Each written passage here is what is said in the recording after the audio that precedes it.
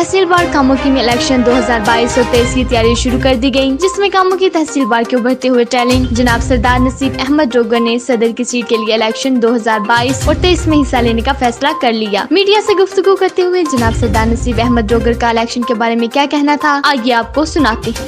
मैं इस वक्त मौजूद हूँ तहसील बार कामोकी में, जहाँ नए उभरते हुए टैलेंट सरदार नसीब डोगर साहब हमारे साथ मौजूद हैं।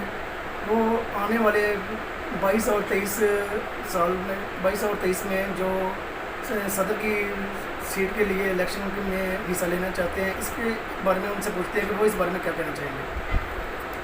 बिस्मिल्लाहिर्रहमानिर्रहीम। नाम तो वसल्ली अलैहि।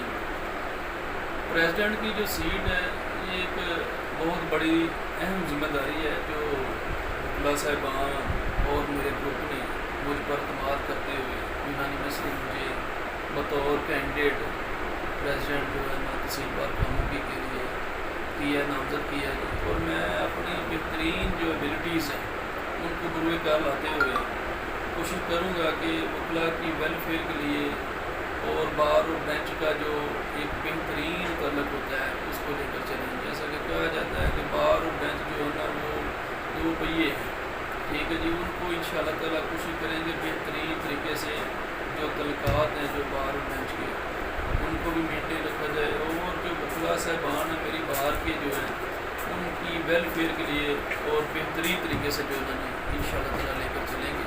और मैं अपने वकला साहिबान अपने भाइयों का अपने ग्रुप्स का नहायत मशकूर हूँ कि जिन्होंने ये जिम्मेदारी मुझे मेरे कांधों पर डाली है, और इंशाअल्लाह ताला